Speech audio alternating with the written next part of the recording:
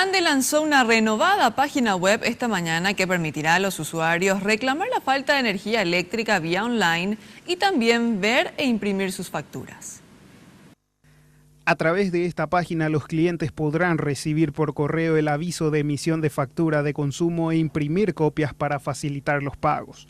También tendrán la posibilidad de realizar denuncias ante la falta de energía con solo ingresar los datos del usuario y quedar registrado en la página. Vamos a poner a disposición de todos nuestros clientes un portal mucho más ágil, con una imagen amena. Las informaciones van a estar agrupadas en 6 grupos, donde uno puede acceder a ellas de forma rápida e intuitiva. Hemos creado un centro de atención virtual, que llamamos Centro de Consulta Virtual, donde allí vamos a ofrecer unos productos que ya fueron mencionados, pero que les vamos a mostrar en detalles.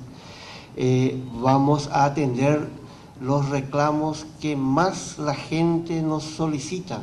Explican que es necesario que cada persona que quiera solicitar algún trámite personal a través de la web tenga a mano el número de identificación del suministro, que es el identificador de cada cliente impreso en la parte superior de las facturas.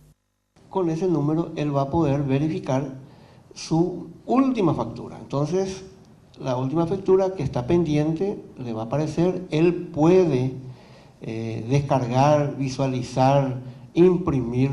El detalle es que esta factura, para efectos tributarios, no le va a servir por una determinación de la Secretaría de Tributación. En la página www.ande.gov.py